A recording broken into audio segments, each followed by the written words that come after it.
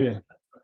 Bueno, decía, quisiera acercarme al tema, creo que uno de los temas que emerge en este pasaje de la siguiente manera. El 1 de mayo del 2020, se publicó este ensayo, un ensayo, una, una revista, una revista especializada que publica la Universidad de Princeton allá en los Estados Unidos. Se llama la Revista de Asuntos Públicos e Internacionales. Y el tema de este ensayo era, bueno, el título más bien de este ensayo dice: el sistema de crédito social, no solo otra idiosincrasia, aunque a lo mejor eso no es idiosincrasia china, pero dice el abstract, de hecho, de este ensayo, dice: en la medida en que la habilidad sin igual de la tecnología de datos masivos para capturar y procesar información en tiempo real apunta a una revolución en la administración pública, países alrededor del mundo han comenzado a explorar la aplicación de esta tecnología a las funciones de gobierno. Al frente de estos esfuerzos se encuentra China, que está planeando lanzar un sistema de crédito social, un proyecto basado en datos para monitorear, evaluar y moldear el comportamiento de todos los ciudadanos y negocios. Este ensayo se publicó en el 2020, pero en realidad, como dice este otro extracto de un portal de noticias sobre el país de China, dice: el sistema de crédito social de China fue propuesto oficialmente por vez primera en el año 2014 con la publicación del documento titulado Lineamientos para la construcción y planeación del sistema de crédito social. Y de hecho, en este sitio web nos refieren a aquel otro documento. Y ahora sí, como dice esa expresión de una manera coloquial, está en chino, ¿no? Y descargué el documento, pero mi chino no me da para nada real. Entonces, asumo que ese es el documento, ¿eh? Lo que sí alcanza a distinguir es el número 2014, la fecha en que presumiblemente se publicó esos lineamientos. Y han sido otras fuentes de información que se han tomado el tiempo para analizar este y otros documentos, pero no solo eso, estar monitoreando cómo gradual y paulatinamente se ha ido implantando esta política pública allá en China que se llama Sistema de Crédito Social. Y de hecho, hay una organización en Alemania que publica esta suerte de infografía y entre otras dice lo siguiente: ¿eh? ¿Cuál es el objetivo de este sistema de crédito social?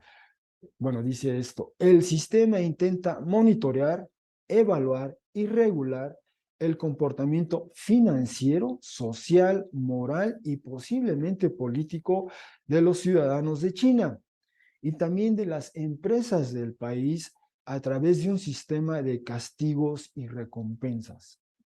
El objetivo establecido es otorgar a la persona confiable beneficios y disciplinar a la persona no confiable, ¿no? Este es el fin de este gran sistema, ¿no?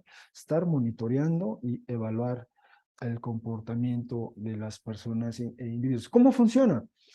Bueno, se espera que a cada ciudadano le sea dado un puntaje de crédito social que incrementará o decrecerá dependiendo de si el comportamiento social del sujeto o la persona es aceptable. Presumiblemente inician todos con 1000 puntos, ¿verdad? 1000 puntos. Bueno, se espera que el sistema acceda entonces a enormes cantidades de datos sobre cada individuo, extraídas de fuentes tradicionales, tales como registros financieros, criminales y gubernamentales, y datos existentes en las oficinas de registro civil o escuelas oficiales. Quizá todo esto no es familiar a nosotros, ¿verdad? Uno quiere solicitar una línea de crédito, una tarjeta de crédito, bueno, hay un buró de crédito, ¿verdad? Está uno en esa lista negra o no. En algunos, cuando solicitamos un trabajo, nos piden nuestra carta de antecedentes no penales, por ejemplo, o cartas de recomendación, etcétera. Algo de eso, quizá nosotros estamos familiarizados, pero dice aquí: además de fuentes digitales. Estas últimas incluyen datos recabados de la Internet, tales como el historial de búsquedas que realiza la persona en Internet, sus preferencias de compras en sitios de comercio electrónico e interacciones en las redes sociales. Más aún, el sistema podría también acceder a información obtenida a través de videos de sistema de vigilancia pública con la ayuda de tecnología de reconocimiento facial. Entonces, estos sistemas que ya... bueno, aquí enlistan algunas actividades que aportan puntos, ¿verdad? Que aportan puntos al crédito social. Bueno, realizar un acto heroico aporta puntos, tener un buen historial financiero crediticio, ayudar a los pobres, alabar al gobierno en redes sociales, donar sangre, influir positivamente en el vecindario, cuidar de los miembros de la familia de la tercera edad, e involucrarse como voluntario en trabajo de organizaciones de ayuda o asistencia social. Todo eso, si uno participa, si uno hace eso, le reporta puntos, va uno sumando al crédito. Pero en cambio, ¿qué actividades restan puntos o quitan puntos? Bueno, uno es hacer trampas en juegos en línea, ¿no? Eso para los chicos, ¿verdad? ¿Sí? Participar en algo que sea considerado un culto o secta, ¿verdad? Y aquí esta definición es, desde luego, muy a discreción del gobierno. Hay muy probablemente, de hecho, las así llamadas iglesias cristianas caseras, como esta sería el caso, están proscritas, ¿no? Solo admiten, el gobierno solo avala 3 denominaciones cristianas, digamos, el resto operan en la clandestinidad y caerían en esta categoría, ¿no? Solo por hacer ese comentario. Otras actividades que restan puntos: disculpas insinceras por crímenes cometidos, difundir rumores en la internet, publicar mensajes contra el gobierno en las redes sociales, no visitar con regularidad a los padres avanzados en edad, participar en protestas ilegales contra las autoridades, ofensas de tráfico, tales como manejar ebrio o imprudencia peatonal. Todas estas actividades, entre otras, van restando puntos.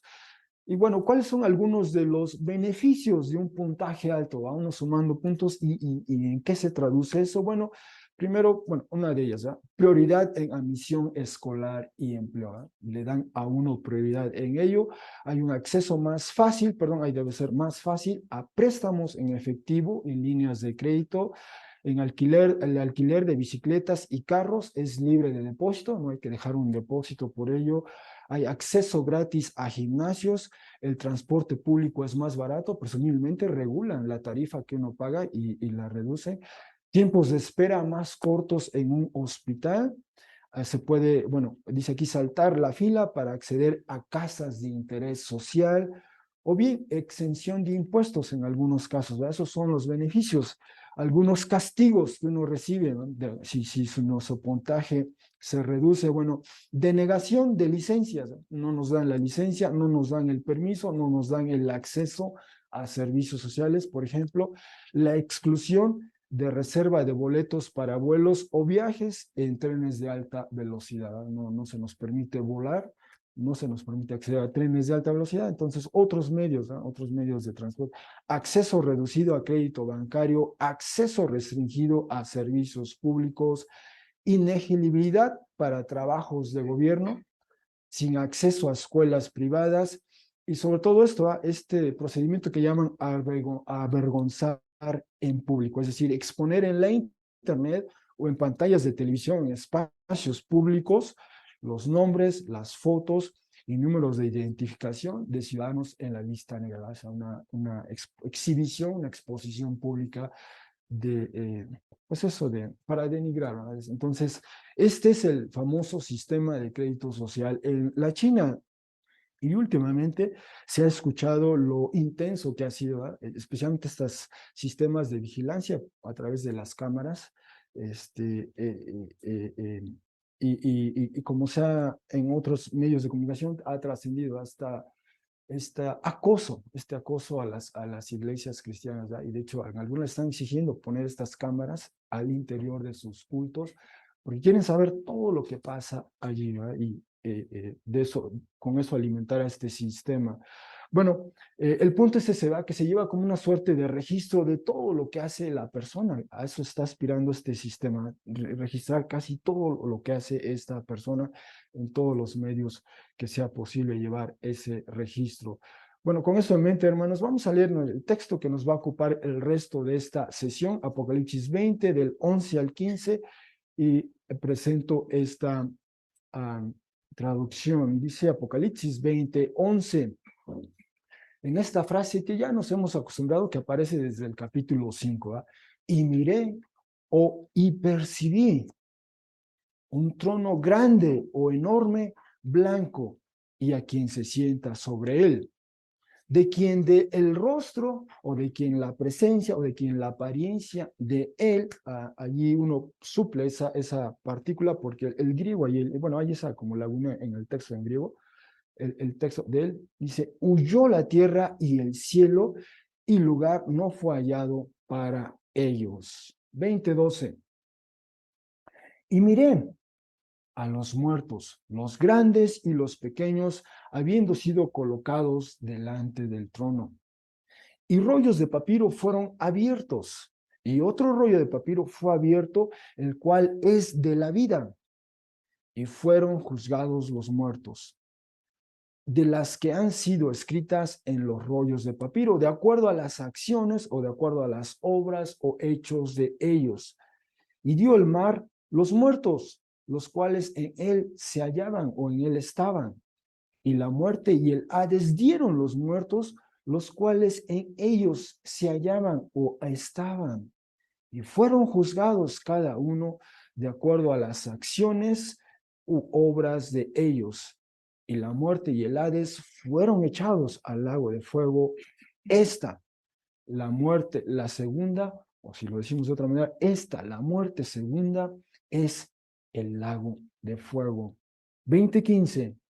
Y si alguien o si alguna persona no fue hallado en el rollo de papiro o en el manuscrito o libro de la vida que ha sido escrito, fue echado al lago de fuego.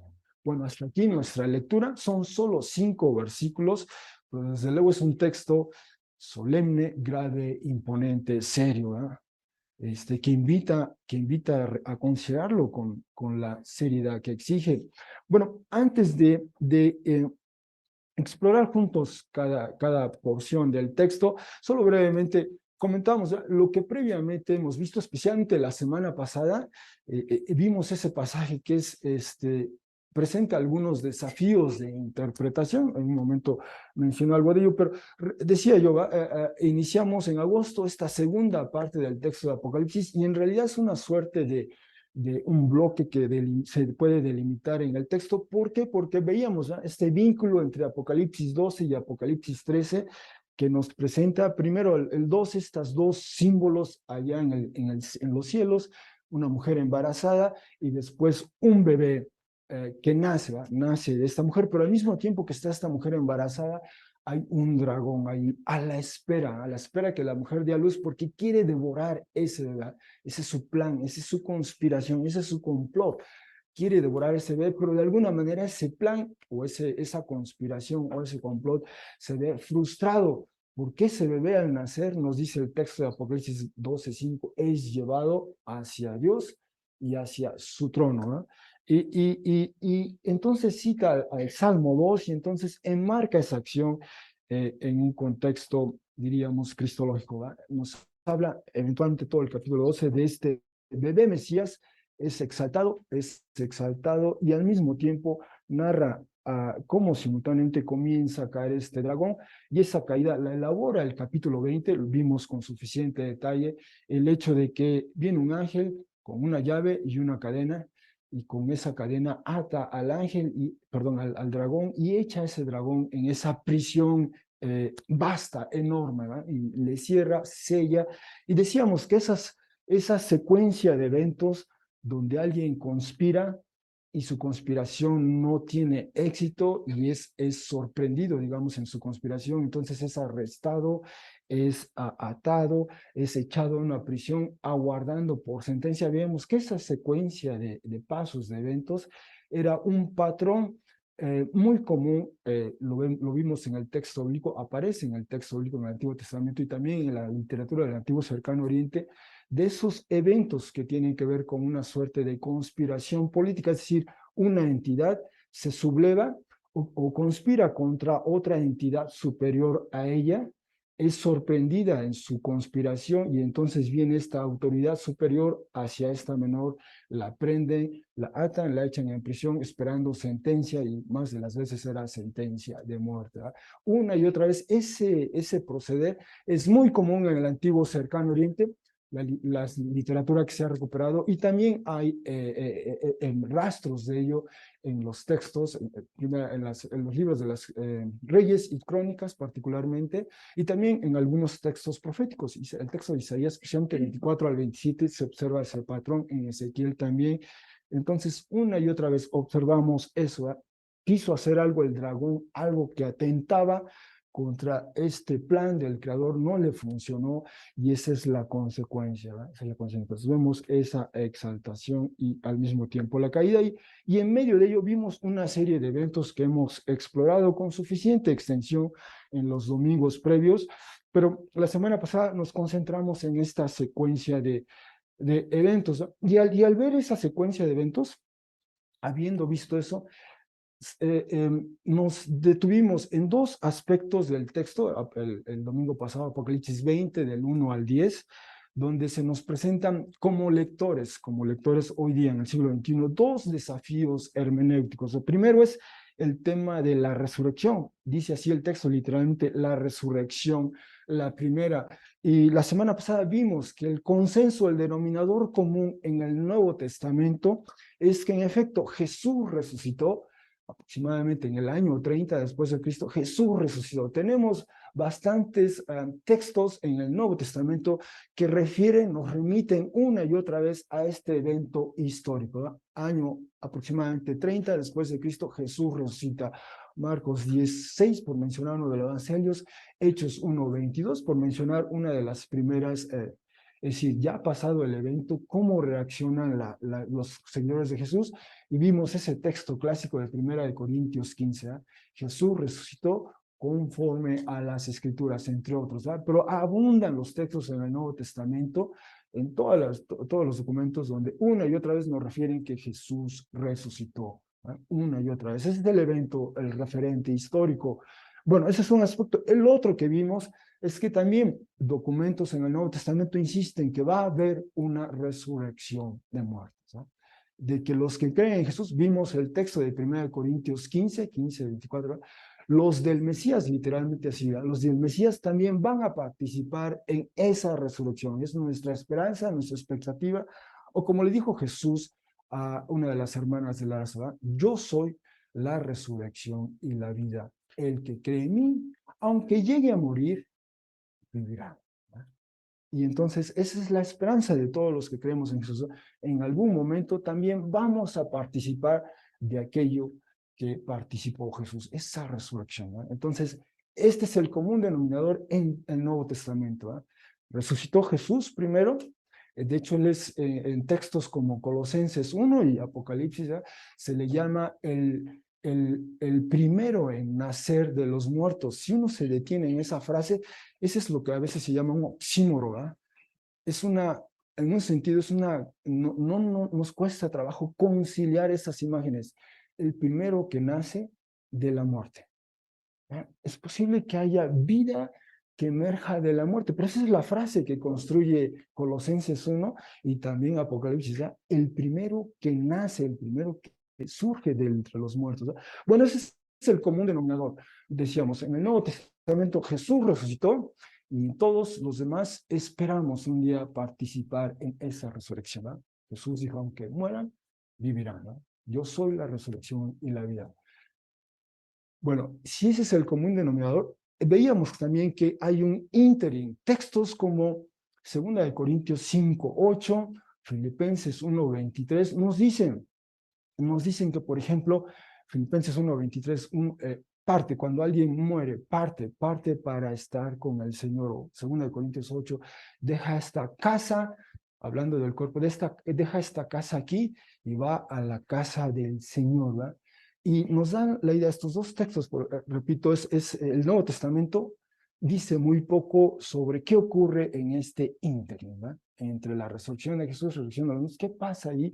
Estos dos textos arrojan un poco de luz.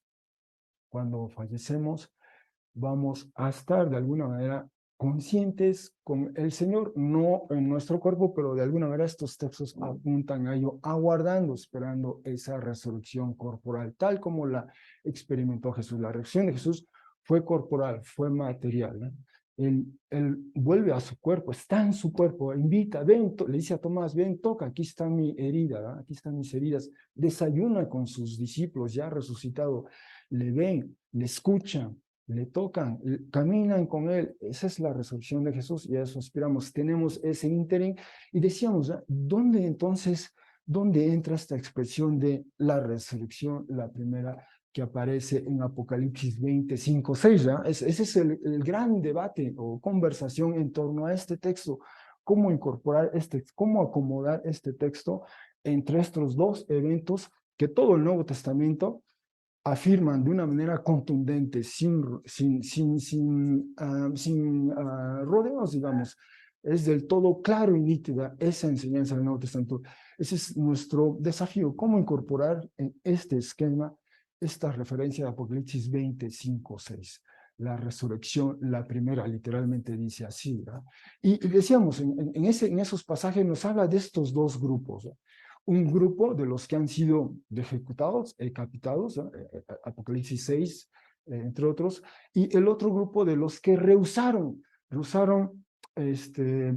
hacer pleitesía, adorar la estatua de la bestia, seguir a la bestia, recibir su marca, ¿verdad? Entonces decíamos, los dos son un solo grupo o son dos distintos grupos, pero el denominador común en ellos es que parece que fue una muerte violenta, ¿eh? Una muerte que fue cegada a consecuencia de ello, ¿eh? A consecuencia del testimonio de Jesús, ¿eh? Dice así en Apocalipsis, o bien por resistirse, por no hacer esa concesión de adorar, venerar al monstruo, la bestia, a la estatua, y como esos referentes históricos, ¿verdad? El culto al emperador, entre otros. Entonces pareciera que es una manera de referirse a sus primeros mártires, quizá entonces, y repito, el Apocalipsis nos deja así, en suspenso en ese sentido, ¿eh? ¿Quién es este grupo? Ese es un aspecto que vimos la semana pasada. El otro desafío que vimos es los 1000 años, ¿eh? Los famosos 1000 años, el milenio como se suele comunicar. Y decíamos, ¿eh? Hicimos un recuento express de todas las expresiones a las que recurre el texto del Apocalipsis para referirse al tiempo, ¿eh? Y enumeramos la mayoría de ellas, y por ejemplo, esta es solo una muestra de 3 de ellas. En Apocalipsis 11:2 habla de 42 meses, pero más adelante en 11:3 y después en 12:6 habla de 1260 días. Y si uno hace ese cálculo básico de 42 por 30 días en promedio por mes, da los 1260 días. Entonces, 42 es una suerte, un sinónimo de 1260 días, pero también, perdón, en 12:6 y después en 12:14 habla del mismo evento, y entonces 1260 días después se refiere a ello como un tiempo, después tiempos, es decir, se duplica o se magnifica, y después dice medio tiempo, se reduce dramáticamente, ¿verdad? Pero esta es una muestra de cómo el texto del Apocalipsis usa o comunica la idea, concepto de tiempo de una manera un tanto críptica, velada, ¿no? Es reticente, no nos dice con certeza. Las escalas del tiempo del Apocalipsis son muy distintas a las nuestras en un sentido, ¿eh? Solo vimos que algunas expresiones apuntan a un periodo corto, inmediato, otras un poquito más extenso, y otras definitivamente hablan de, por ejemplo, esa frase de por las eras de las eras, ¿eh? Habla de una eternidad en realidad. Y esa frase recurre varias veces, ¿eh? Y entonces tenemos esa escala de el tiempo se mueve según la visión, según el momento, según la circunstancia. Y decíamos, ¿cómo entender entonces esta expresión de los 1000 años? Por cierto, no lo mencioné la semana pasada, pero este es algo que está en el texto bíblico, ¿verdad? Salmo 94, entre otras, habla del creador, de Yahvé Dios, y en algún momento dice, pues 1000 años a tus ojos, como el día de ayer cuando pasaba de largo, o como una vigía nocturna en la noche. Es decir, simplemente el salmista está hablando de cómo un periodo de tiempo de 1000 años ante los ojos de Dios es algo relativamente efímero, breve, ¿verdad? Como el día de ayer o como una vigía. Y hablando de vigía, si hablamos de la vigía, lo que dura la noche, digamos, un turno para cubrir en la noche, ¿verdad? Eso, o sea, lo relativiza la extensión del tiempo para Dios. Las escalas de tiempo, decíamos, son otras distintas a las nuestras, y esta idea la recupera el texto de segunda de Pedro 3:8, y llega a decir esto, pero uno, dice, no pasa desapercibido, amados, pues un día a la vista del Señor como 1000 años, y 1000 años como un día. Está aludiendo al Salmo 94. Es simplemente las escalas de tiempo para Dios son otras, y entonces relativiza esta expresión. En otra literatura judía de la época, los 1000 años simplemente en una secuencia de eventos, 1000 años era otra etapa, otro periodo en el que el Señor iba a hacer algo, pero igual hay esa ambivalencia, si eran 1000 años literalmente, o simplemente era un número simbólico para referirse a un periodo de tiempo. Y decía yo, el texto de Apocalipsis igual lo deja así, ¿verdad? Entonces, como lectores, nos quedamos con ese desafío, y yo mencionaba, bueno, además de ello, que quisiera mencionar, hemos estado viendo todo el texto del Apocalipsis, y por ejemplo, tenemos esta escala, tiempo-espacio. En tiempo de la narrativa, y en espacio, bueno, quizá recordamos, el Apocalipsis siempre habla de cielo, tierra, abismo o mar, ¿verdad? Ese es el orden geográfico que nos comunica el texto del Apocalipsis, que en realidad es el orden que comunica el texto bíblico: cielo, tierra y mar.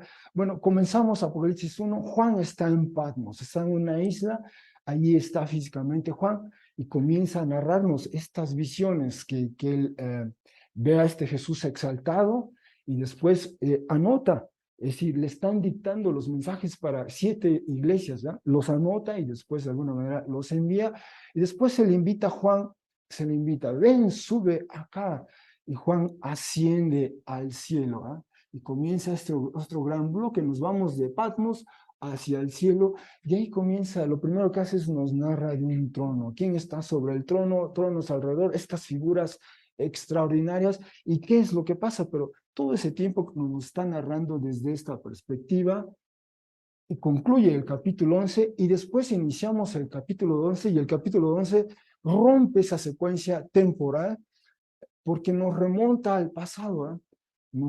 Como hemos dicho, nos coloca en una suerte de planetario, ya me acuerdo. Ahí estamos viendo los cielos, ahí vemos estos símbolos, y vemos esto que pasa, que ocurre en un pasado, un tiempo más atrás. Y lo que quiero decir con todo esto es cómo en el Apocalipsis el tiempo, lo que maneja es el tiempo de la narrativa. En una narrativa el tiempo puede avanzar, puede retroceder. En la vida diaria, nosotros día a día, nuestro tiempo es lineal y progresivo, ¿verdad? Avanza. Nunca retrocede, ¿verdad? O sea, yo mañana, bueno, Dios mediante, si el Señor me concede vida y mañana me levanto, no digo, bueno, ahora quiero regresar a hace 3 días, ¿verdad? No puedo, yo no puedo, ¿verdad? No puedo, ¿verdad? Nuestro tiempo físico real es progresivo y lineal, va avanzando, va avanzando, pero en esta narrativa avanza y retrocede, y eso es lo que ha estado pasando, ha ido retrocediendo y después avanza, retrocede y avanza, retrocede y avanza, y así llegamos con estas dos visiones en el cielo, ¿verdad? Entonces, lo único que quiero decir es que, sumando toda esa evidencia de cómo el Apocalipsis maneja el tiempo, sus escalas de tiempo, el flujo del tiempo en la narrativa, decía yo, ¿verdad? ¿Cómo entonces entendemos estos 1000 años? Yo decía, ¿verdad? Y todavía puedo afirmar, yo abogaría porque esos 1000 años están comprendidos entre Apocalipsis 12 y Apocalipsis 20, ¿verdad? Pero probablemente escucharán algunas otras lecturas o interpretaciones, y es posible, ¿verdad? Pero en lo personal, yo abogaría por eso, pero solo les planteo ahí la información, ¿va? Lo que sí, como decíamos la semana pasada, cualquier cosa que digamos sobre esos 1000 años tiene que hacer sentido en esta porción del texto, ¿verdad? Tiene que encajar, tiene que ser congruente, tiene que ser consistente con eso, ¿verdad?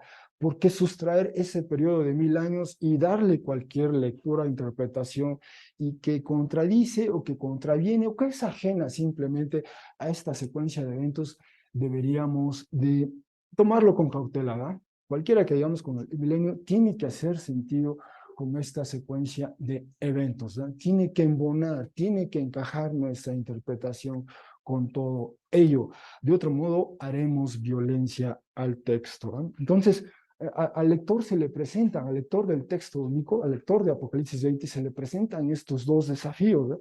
Y los vimos la semana pasada y por lo menos nos hemos informado de ellos, por lo menos. Habiendo dicho eso, ahora sí vamos a continuar con Apocalipsis 20, esta vez del 11 al 15. Y leímos el 11, ¿eh? Miré un trono grande blanco o un trono enorme blanco, y a quien se sienta sobre él, de quien del rostro de él o de quien de la presencia de él huyó la tierra y el cielo, y lugar no fue hallado para ellos. Bueno, Chucho nos hizo favor de leer el texto de Primera de Reyes 10:18 y también leyó para nosotros Daniel 7. Daniel 7. En el texto de Primera de Reyes 10:18 es donde encontramos una expresión casi idéntica o similar a este trono enorme blanco.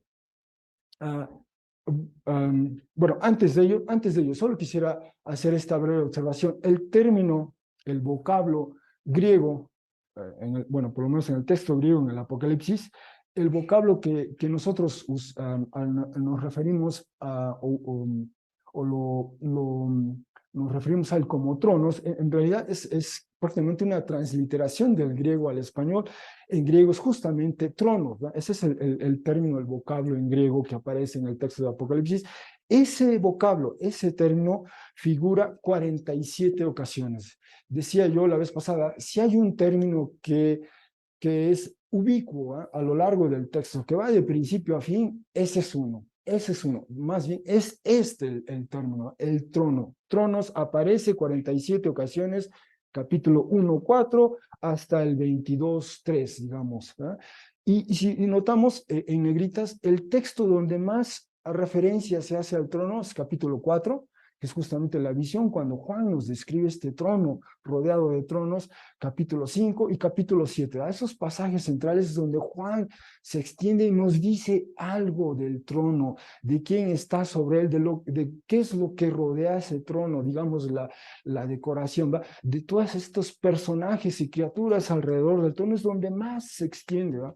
Donde más se extiende. Ese vocablo tronos traduce el vocablo hebreo, en hebreo es quise, y ese es el vocablo que cuando los traductores del hebreo al griego, lo que se llama la Septuaginta, comenzaron a hacer esa labor de traducción o la redundancia desde el tercer siglo antes de Cristo, cuando encontraron en hebreo el término quise, dijeron, bueno, quise en hebreo es similar a lo que en griego queremos decir con tronos, ¿verdad? Y entonces quise es tronos, ¿verdad? Y esa es la traducción. Bueno, solo hago esa precisión, pero repito, si hay un vocablo que figura de principio a fin es tronos, ¿no? En el texto del Apocalipsis, 47 ocasiones. Bueno, habiendo dicho eso, decía, uh, decía, bueno, sí, decía, en esta, donde más referencias ocurre al trono es primordialmente el capítulo 4, ¿verdad? Que es cuando Juan asciende y comienza a hablarnos de este trono que vea. Dice en 4:2, al momento llegué a estar en el espíritu y mira, un trono estaba situado, colocado en el cielo y sobre el trono quien se sienta en él y quien se sienta en él, alguien similar en apariencia a una piedra de jaspe y cornalina y un círculo radiante o arcoíris procediendo de alrededor del trono, alguien similar en apariencia de esmeralda. Lo que llama la atención es este lenguaje un tanto reticente, un tanto perifrástico que utiliza Juan, porque probablemente no encuentra las palabras, no encuentra los términos para describir quién está sentado en ese trono, ¿verdad? Es decir, y se entiende, ¿verdad? Porque sería una pretensión soberbia humana decir que con nuestras bocas, con nuestras palabras, podemos describir a plenitud quién es Dios, ¿no? Dios nos supera, es nuestro creador. ¿Cómo vamos a ser capaces de describirlo en 4 palabras a Él? No podemos, no podemos. Y eso es lo que refleja Juan, ¿verdad? Alguien como alguien en apariencia, nuestro lenguaje humano no nos da para describir a plenitud a nuestro Creador que se sienta allí en el trono, ¿verdad? Eso es comprensible, ese lenguaje que utiliza Juan, pero describe ese trono, y como vimos, seguimos viendo Apocalipsis 4, 5, y vimos cómo ese trono, en esta descripción concéntrica que hace Juan, ve un trono, quien estaba sobre él, este círculo radiante, después nos habla de estos otros 24 tronos y quienes están sobre estos 24 tronos. Después nos habla de estas 4 criaturas vivientes, una en forma de león, de águila, de ser humano, de bestia de carga, digamos. Y después, en capítulo 5 nos habla de todos estos innumerables ángeles, ¿no?, rodeando, y en particular destaca uno de ellos, un ángel fuerte, poderoso, pero lo que comunica de una manera estética, si se quiere, en las visiones de Apocalipsis 4 y 5, es cómo está configurado este trono, estos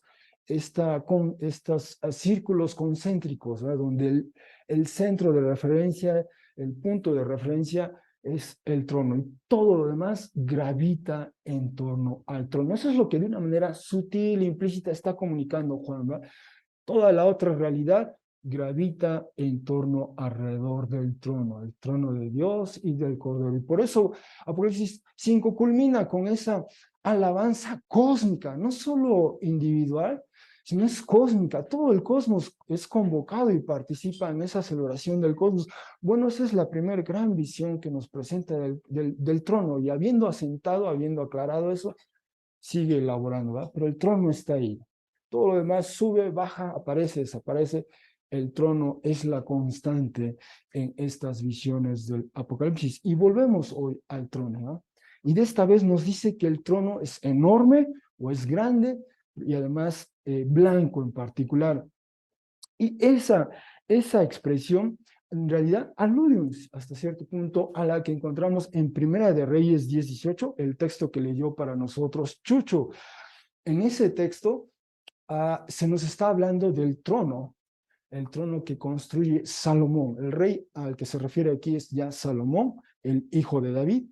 Hizo el rey un trono de marfil grande, esa es la expresión en hebreo, y lo recubrió de oro refinado, ¿sí? Cuando ese texto en hebreo se traduce al griego, lo que se llama la Septuaginta, dice así: e hizo el rey un trono de marfil, o bien se podría decir un trono blancuzco. ¿Qué es el color del marfil, ¿verdad? De hecho, literalmente, el término que se usa ahí es elefantinos, y elefantinos, de ahí viene el nombre de elefante, ¿verdad? Pero elefantinos quiere primero decir algo así como diente o hueso, ¿verdad? Y entonces marfil también, ¿verdad? Y de ahí viene nuestro término, nuestro vocablo elefante, ¿no? Entonces, un trono quizá de marfil o quizá blancuzco, el color del marfil, grande, y lo doró, literalmente así dice así en griego, lo doró de oro fino, o sea, lo recubrió de oro, en otras palabras. Y entonces hay esa alusión, ¿verdad?, de que este trono,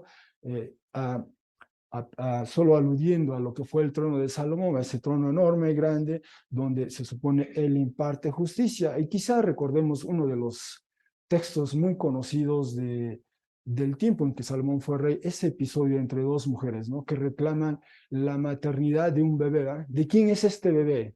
Ese era el dilema. Cada mujer decía que era suyo, y quizá recordamos el relato. Bueno, Salomón dice, bueno, partan al bebé a la mitad y se resuelve el asunto. Y la madre, la auténtica, la original, dice no, no, que se lo quede la otra mujer. Y es cuando Salomón dice, no, la madre, la original, la auténtica madre es justamente ella, ¿eh?, la que ha cedido, la que realmente es su hijo, ¿eh?, su hijo no quiere que lo maten, entonces está dispuesta a darlo a otra mujer, ¿verdad? Bueno, quizás recordamos ese episodio. Bueno, ese es el trono del que emana este veredicto, este juicio, esta sentencia, esta justicia, si se quiere. Y bueno, hay un eco de ello. Ese es uno. Otro aspecto es el que acabamos de leer, bueno, que Chucho también leyó para nosotros, este pasaje de Daniel 7, especialmente 7, 9, nos habla otra vez de tronos y luego un trono, ¿eh? Un trono. Dentro de ese conjunto de tronos destaca uno y en ese trono en particular hay una figura que bueno, tengo aquí dos traducciones porque este texto en particular, este texto de Daniel se halla en arameo, no está en hebreo, no está en griego, está en arameo. Uh, y por ejemplo, el trono tiene estas llamas de fuego o del trono de esta figura de anciano de días, como dice la nueva versión internacional, dice centelleaban, su trono centellaban, bueno, sus ruedas centellaban como el fuego. ¿Verdad? Entonces hay este elemento ahí y además se habla de libros fueron abiertos. En un momento volvemos a ese punto, pero ahí está otra vez esta figura del trono, quién está sobre ese trono y el entorno alrededor en particular que habla de fuego ardiente, ¿no? Fuego ardiente. Bueno, ese es un aspecto. Hemos estado viendo el trono y ahorita vemos un aspecto, una faceta del trono que emite juicio, emite sentencia. ¿Ah? El trono tiene varias funciones a lo largo de la narrativa, pero este es uno. El trono también recibe, por ejemplo, alabanza, adoración, entre otras. ¿No? Bien, ese es un aspecto del trono y bueno, esta es la faceta del trono, el juicio. Dice, continúa el texto 20:12, y miré o percibí a los muertos, los grandes y los pequeños, habiendo sido colocados delante del trono. ¿No? Todos sin excepción, como dice aquí, los grandes y los pequeños. Esa frase, los grandes y los pequeños, recurre varias veces, la hemos visto en 11:18, 13:16, 19:5, 19:18, y no necesariamente es una frase positiva o negativa, simplemente está describiendo un conjunto que lo abarca todo, ¿verdad? Los grandes y los pequeños, todos sin excepción, colocados, dice, delante del trono blanco. Nadie está exento, ¿verdad? Nadie se exime de ello, todos sin excepción, todos colocados delante de ello. El vocablo en plural, los muertos, figura en 1:5, donde se nos dice que, refiriéndose a Jesús, es el primero en nacer de los muertos. Por ejemplo, en 11:18 ha llegado el tiempo del juicio de los muertos. En 14:13 se habla de las islas que huyen, bueno, están los muertos allí en esa visión y ahora en 25. Pero es decir, es un término, si se quiere así, genérico, los muertos, este grupo, ¿va? Este grupo, estas personas, perdón, 14:3 son esta bendición, ¿va? Bienaventurados los muertos que, como dice el texto, murieron en el Señor, ¿va? Sus obras les van a seguir, descansan ahora, sus obras les siguen a ellos.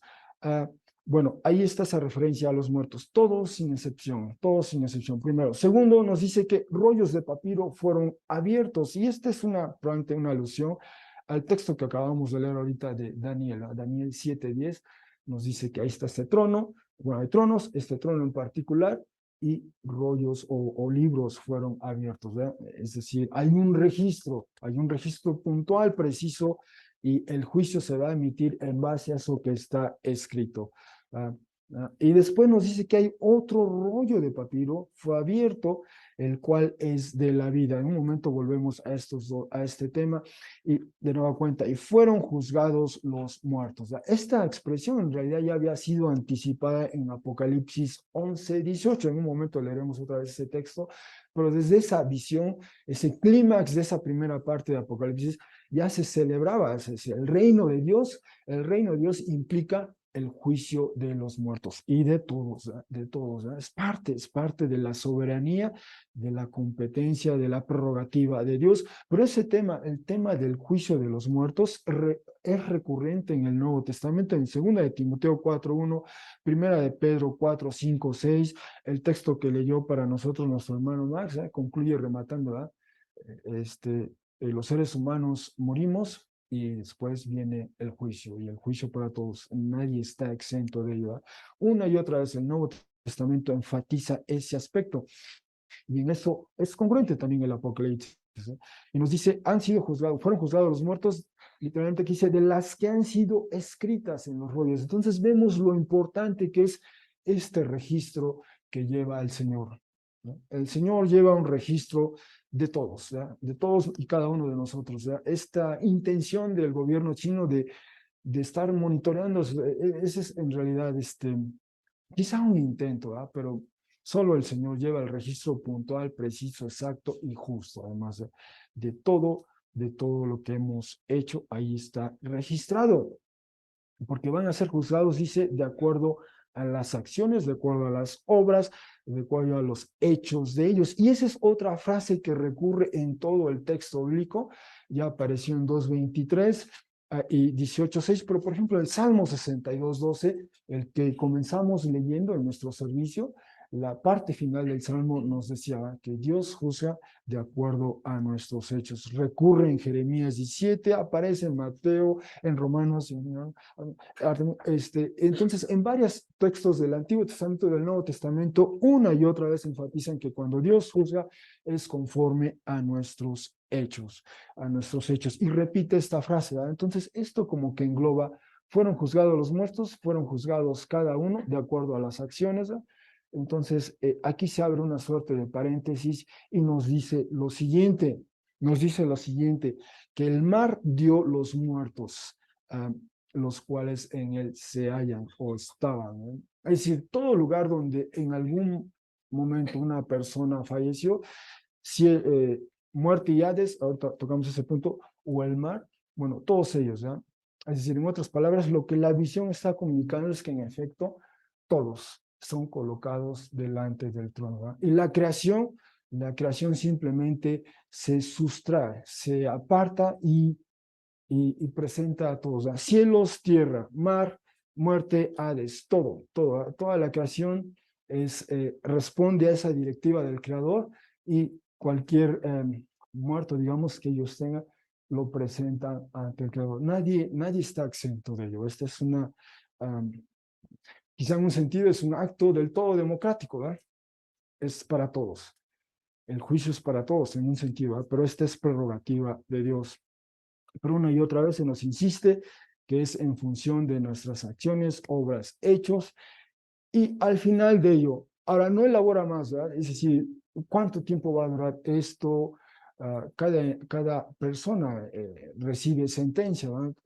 Simplemente narra que esto ocurre, transcurre, y dice, fueron juzgados cada uno, y luego después finalmente viene la muerte y el Hades, fueron echados al lago de fuego. Esta es la muerte segunda, el ser echado al lago de fuego. Es lo que el texto llama la muerte segunda. Y a esa, digamos, esta expresión fueron echados es la misma que nos encontramos en 20:10. El dragón, el engañador, el diablo, Satanás, esa es la misma expresión, ¿no? Fue echado al lago de fuego.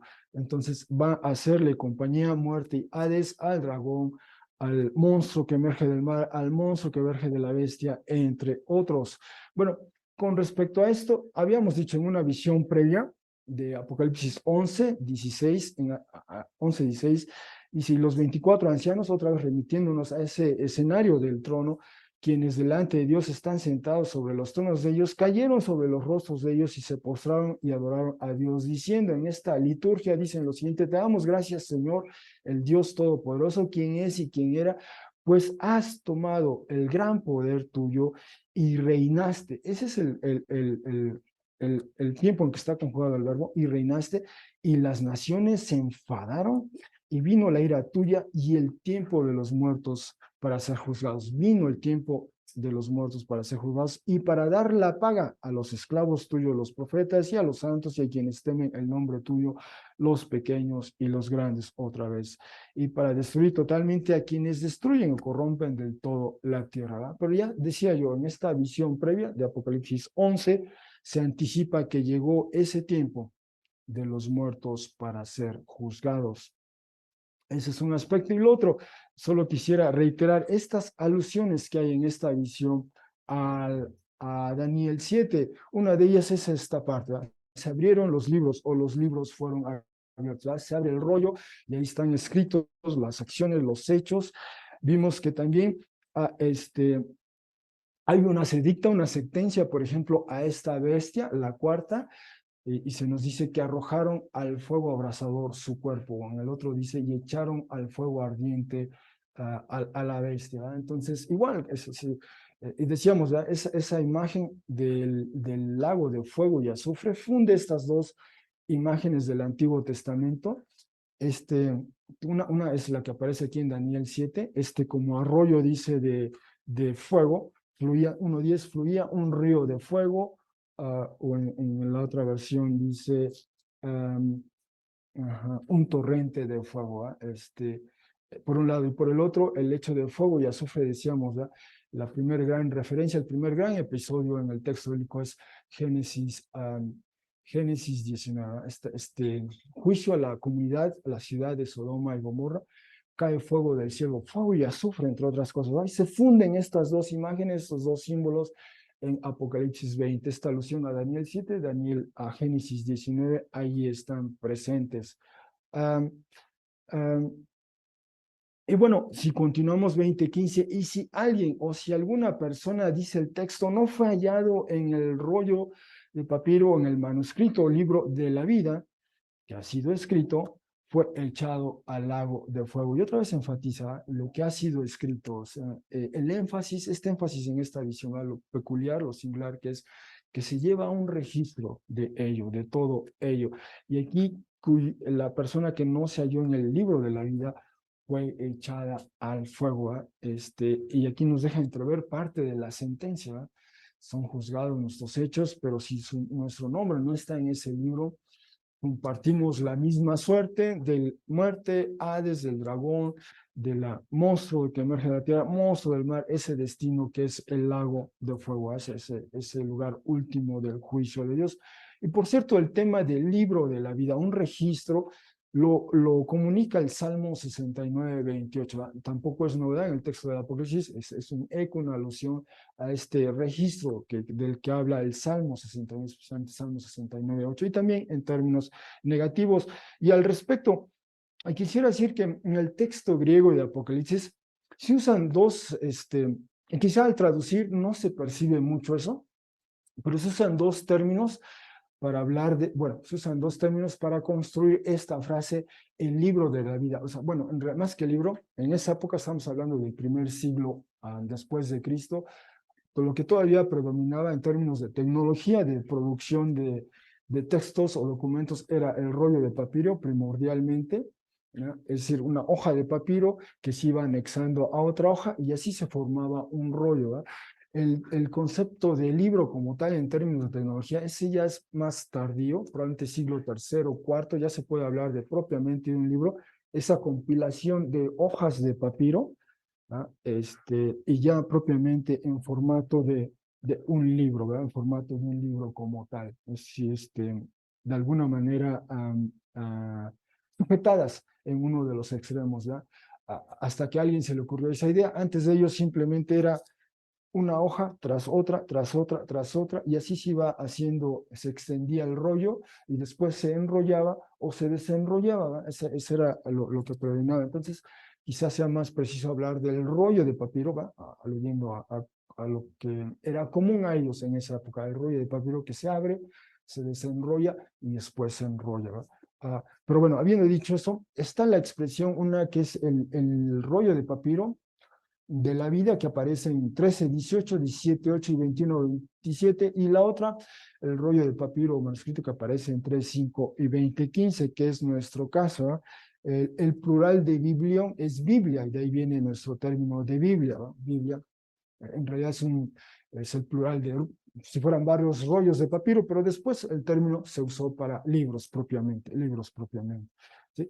Bueno, solo algo de lo tomar en cuenta, pero esta frase aparece por vez primera en cualquiera de sus dos variantes, aparece por vez primera en 3:5. Si leemos desde el 3:4, es este mensaje a la iglesia de Sardis, dice: no obstante, tienes unos pocos nombres en Sardis, los cuales no mancharon o ensuciaron las túnicas de ellos, y caminarán de aquí para allá conmigo en túnicas blancas, pues dignos son. Quien venza o quien triunfe o quien prevalezca de este modo se pondrá alrededor o se vestirá con túnicas blancas o ropas blancas, y definitivamente no borraré no obliteraré el nombre de él del rollo de papiro de la vida. Eso dice Jesús exaltado a esta iglesia, ¿verdad?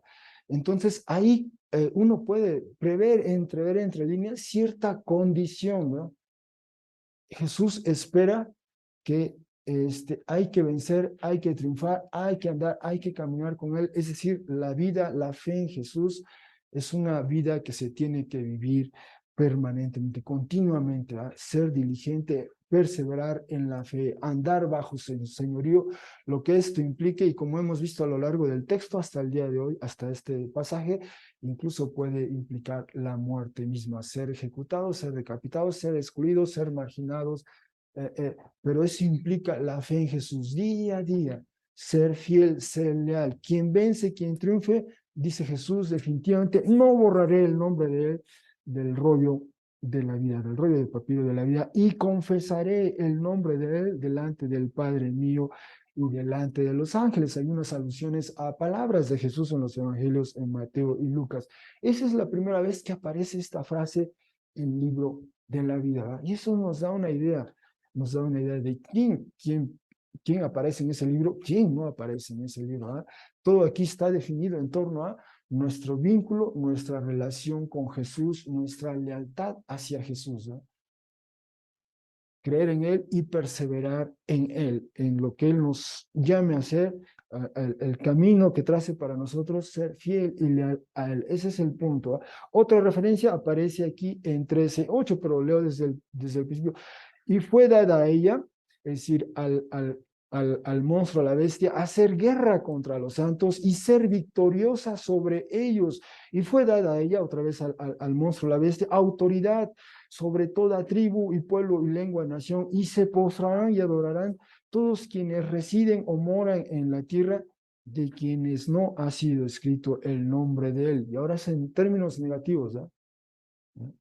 Quienes adoran, quienes siguen a este orden, a este orden hostil, antagónico a Dios y al Creador y a Jesús, entonces ellos, no, su nombre no está en este documento, en este rollo de papiro de la vida del Cordero, el cual ha sido ejecutado, y dice aquí, desde la fundación del mundo, ¿verdad? Pero entonces tenemos estos contrastes, ¿verdad? Seguir a Jesús implica, y ser fiel y leal, nuestro nombre está ahí, ha quedado registrado nuestro nombre, ¿verdad? Pero en cambio, quien se acomoda, quien sigue este orden hostil, antagónico del que hemos estado informándonos o conociendo, el riesgo es ese, su nombre no está en ese libro. Una tercera referencia que hemos visto previamente, 17:8, pero comienzo desde el 7, 17:7. Y dijo a mí el ángel, ¿por qué te asombraste? Yo te diré el misterio de la mujer y de la bestia que la soporta y que tiene las 7 cabezas y los 10 cuernos. Dice, la bestia, la cual viste, era y no es y está por ascender al abismo y hacia destrucción va. Se asombrarán quienes residen sobre la tierra, de quienes no ha sido escrito el nombre en el rollo de papiro de la vida desde la fundación del cosmos, quienes observan la bestia que era y no es y estará por ahí. Pero este es el otro punto, otra vez en términos negativos, ¿no?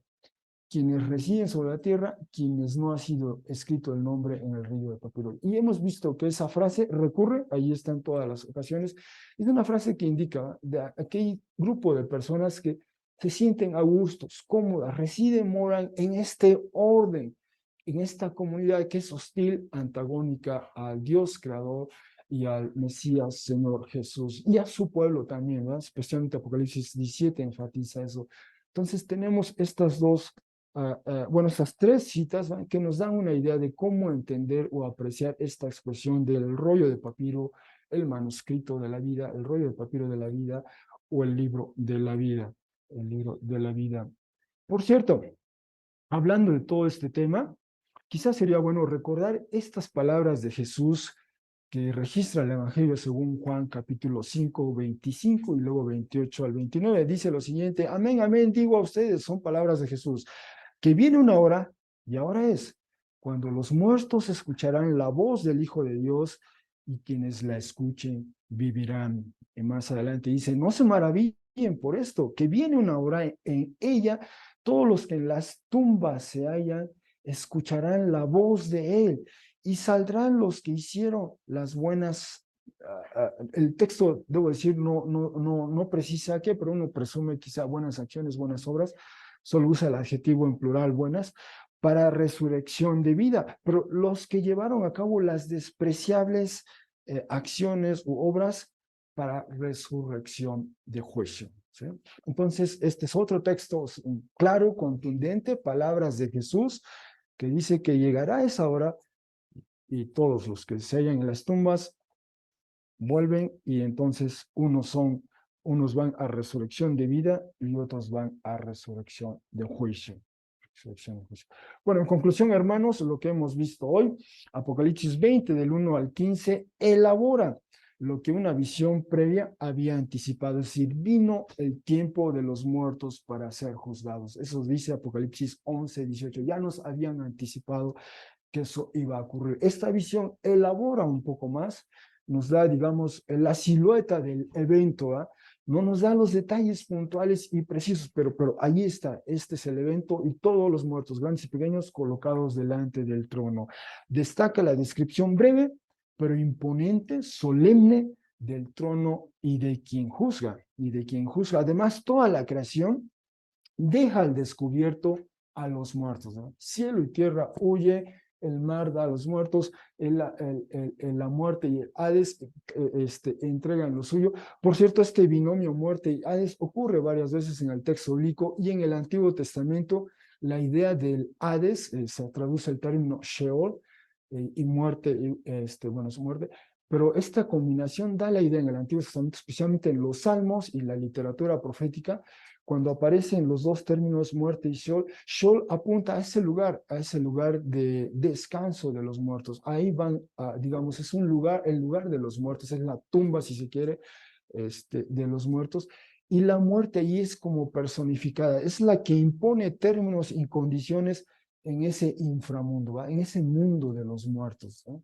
Entonces, muerte y Sheol. Y de hecho, en Apocalipsis 6, 8, cuando habla de los dos, nos dice que la muerte cabalga un caballo pálido, verdoso, amarillo, verdoso, y detrás viene el Hades, ¿no? Detrás viene el Hades. Entonces, la muerte y el Hades, ¿no? Pero comunican esa idea, ¿no?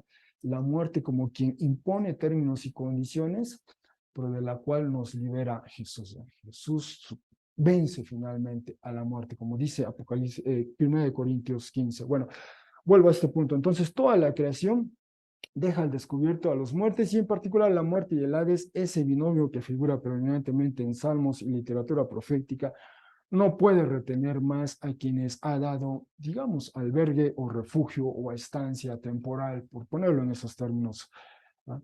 Por cierto, destaca el énfasis negativo en torno a quienes no fueron escritos en el libro de la vida.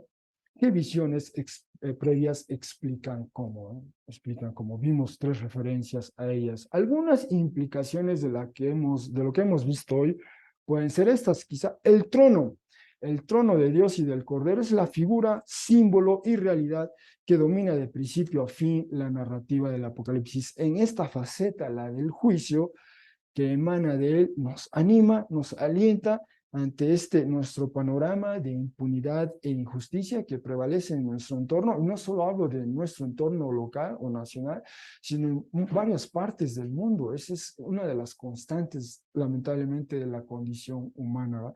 Impunidad e injusticia.